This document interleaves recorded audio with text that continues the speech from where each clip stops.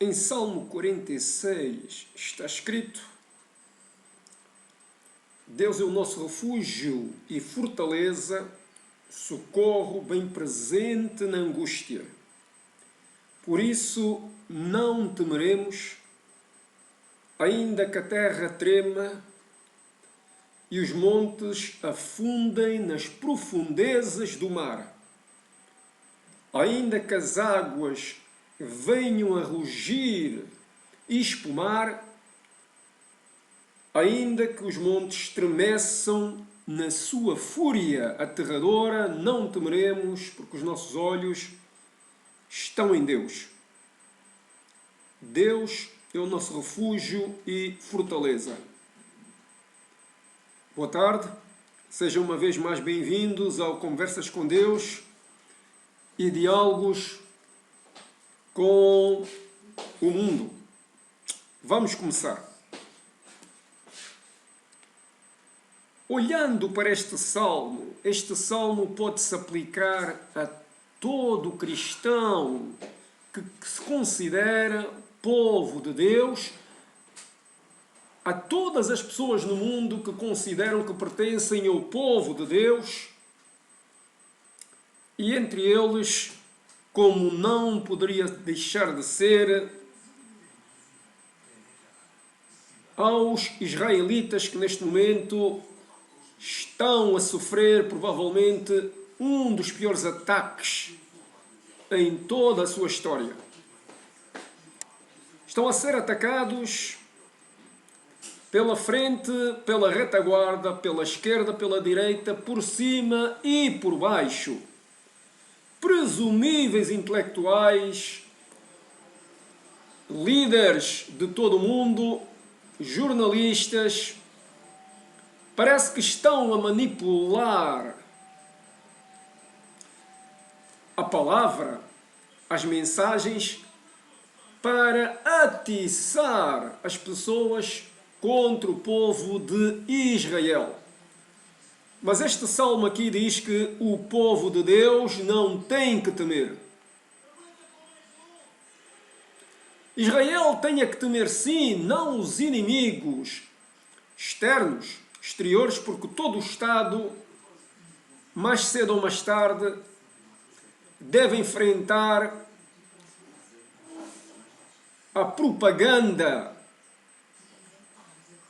as notícias falsas e todas aquelas informações que tentam denegrir a sua imagem. Um Estado ciente do seu papel, que é proteger os seus filhos, proteger as suas filhas, proteger as viúvas e os órfãos, proteger o seu povo para a posteridade, deve estar ciente que não está aqui para agradar a gregos e troianos. Está aqui para proteger o seu povo.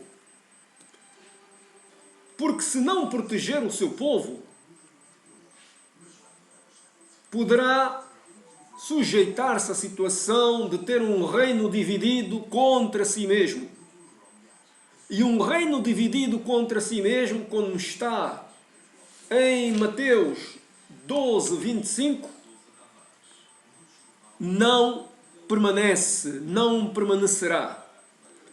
Uma casa dividida contra si mesma não permanece, não subsistirá.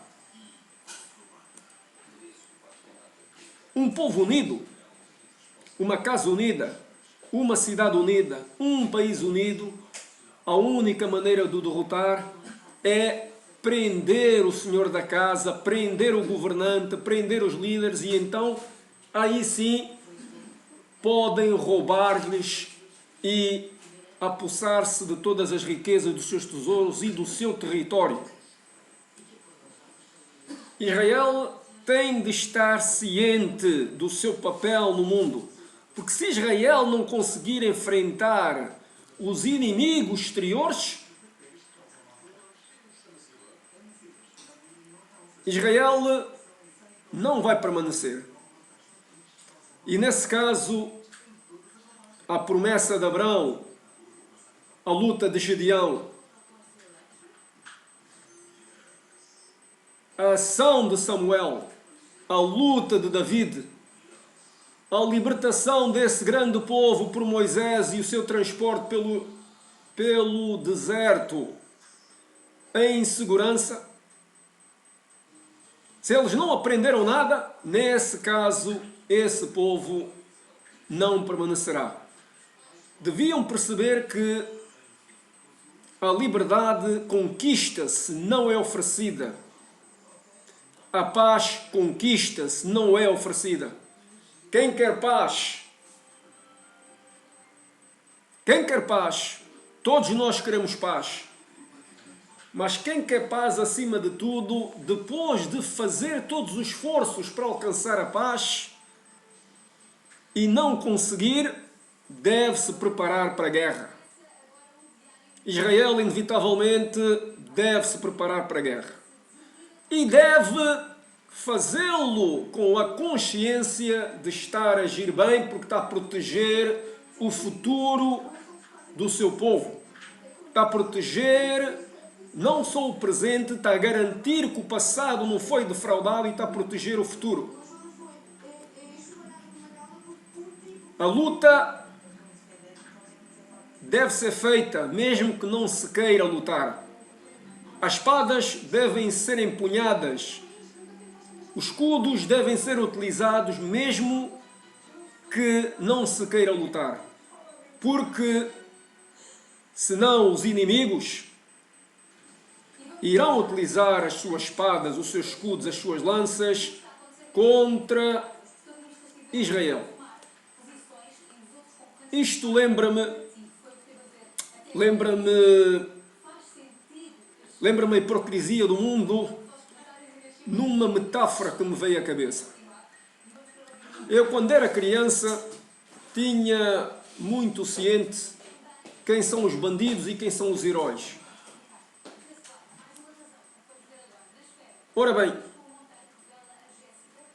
imaginemos a seguinte imagem.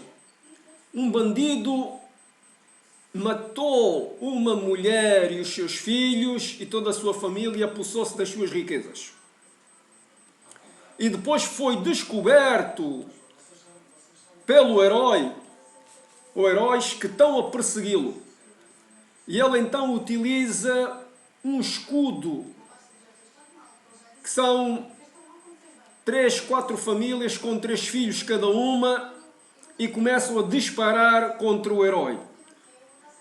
E diz para o herói: tu não podes disparar contra nós, porque senão vais atingir os inocentes. E a tua imagem como herói será destruída. A tua consciência não o permite fazer isso. E o mundo todo está a ver e tu serás mal visto. A tua imagem ficará queimada. Então o bandido foge, escudado pelas tais famílias e seus filhos, e começa a disparar contra o herói. Atinge-lhe 1, 2, 3 vezes. E o herói, mesmo que queira disparar, não pode, porque está a tentar proteger os inocentes, que são usados como escudos. Então, o herói continua a perseguir o inimigo até que o inimigo mata o herói. Resumo e concluindo, o herói quis apanhar o bandido, mas não conseguiu. E mais que isso, o herói, porque morreu, já não vai conseguir proteger mais inocentes, mais famílias de pais, de mães, de filhos. Isto porque o herói teve escrúpulos. Teve escrúpulos e não percebeu que há um bem maior. Porque se o herói desaparecer, outras famílias e outros filhos serão feitos como escudos, serão escravos, serão roubados, serão estropiados, serão violados. O herói tem que persistir no mundo. A visão do herói tem que ficar bem definida na mente das pessoas. E a família que foi utilizada como escudo provavelmente pensará: agora estamos perdidos, estamos nas mãos dos bandidos. O herói pelo menos estava a proteger os inocentes. Agora nós estamos nas mãos dos bandidos. Quem nos protegerá?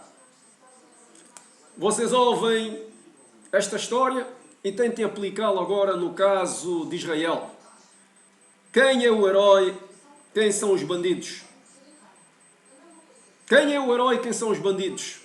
Respondam-me, vocês intelectuais, vocês líderes governamentais, vocês presumíveis sumidades. Digam-me quem é o herói.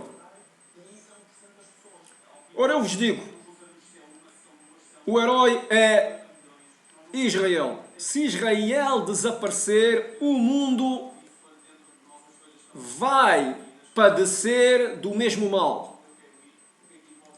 Porque Israel é a rocha do sustento que para o radicalismo naquela zona.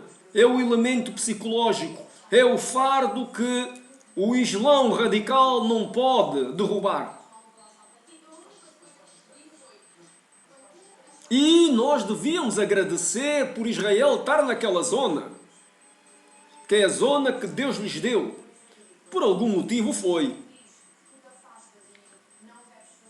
Deus está com Israel, nós devemos estar com Israel e apoiar Israel nesta hora negra. Os amigos veem-se nas horas negras. Esses intelectuais que estão a falar contra Israel, eu queria ver se no seu país caíssem bombas constantes e eles não conseguiam dormir. Queria ver se caíssem mísseis constantes nos seus países, o que é que eles faziam? Se estivessem na situação de Israel, o que é que eles fariam? Pois é, eles não sabem responder, mas sabem utilizar a sua palavra, que como o fósforo está a incendiar o mundo todo com uma presumível razão. É necessário pensar para onde o mundo quer ir. Veio-me outra metáfora à cabeça. E vocês vão me dizer o que é que ela quer dizer. Havia uma mãe que tinha 2 filhos. Um dos filhos tinha um enorme pacote de bolachas com 15 a 20 bolachas e o outro não tinha nada. O outro pediu uma bolacha ao seu irmão e ele disse: não, tenho fome. Ao que a mãe interveio e disse: dá uma bolacha ao teu irmão, ao que ele recusou: não tenho fome. Ora bem, a mãe é o mundo. O filho que não quis dar a bolacha é o Islão, que já tem muitos territórios. Neste caso 15, 20, 30 países ou reinos onde se fala o Islão, onde se pratica o islamismo mais radical. E o filho que pede uma bolacha é Israel e só pede uma para ter o seu território, porque não, o único território onde se fala o hebraico, onde se protege a cultura hebraica, é em Israel. E o mundo devia proteger Israel para Israel não ser extinto. Porque Israel merece a sua terra, a sua cultura, a sua civilização e fez um esforço para tê-la. E o mundo devia estar ao lado de Israel. Portanto, esses intelectuais de esquerda que se calem. Que se calem. Esses líderes aparentes que estão a dizer que deve-se respeitar os direitos humanos, de respeitar os direitos humanos, é o herói continuar a existir para conseguir apanhar o bandido que metém reféns a famílias de mães, pais e filhos. E uma família que se preze, que é posta na situação de refém, vai dizer ao herói: nós não nos importamos de morrer, garantindo que ele não apanhe outros reféns. Porque sabe o que é que está em causa. Israel deve perceber que, se quer paz, deve se preparar para a guerra. E não deve cair na situação de medo, de temor dos inimigos exteriores. Deve dar resposta às expectativas e aos sonhos da sua população. A sua população quer olhar para as estrelas em paz. Quer andar no pôr, quer caminhar em direção ao pôr do sol em paz com as suas famílias. E quer dormir descansado, sem medo, nas noites escuras, com os céus iluminados de estrelas. Ou mesmo em dias de tempestade, querem ter refúgio.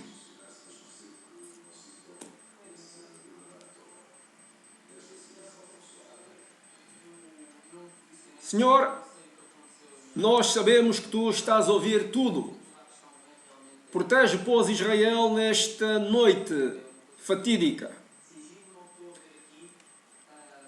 Tu és o refúgio do Teu povo, Senhor. És o refúgio e fortaleza, socorro bem presente em tempos de angústia.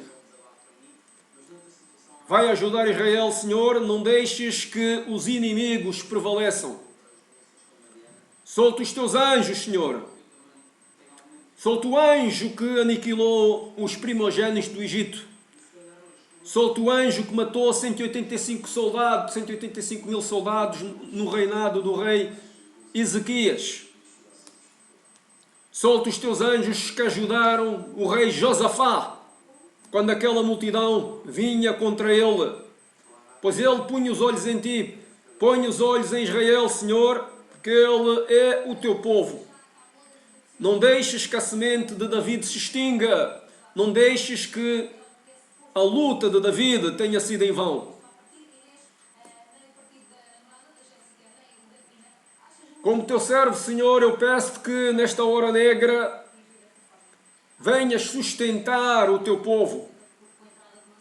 Eu que Te peço e Te agradeço em nome e por amor de Jesus Cristo, que a bênção de Deus Pai, o amor de Jesus Cristo e a comunhão do Espírito Santo estejam com todos nós e estejam com Israel. Em nome do Pai, do Filho e do Espírito Santo, eu oro em nome e por amor de Jesus Cristo. Amém.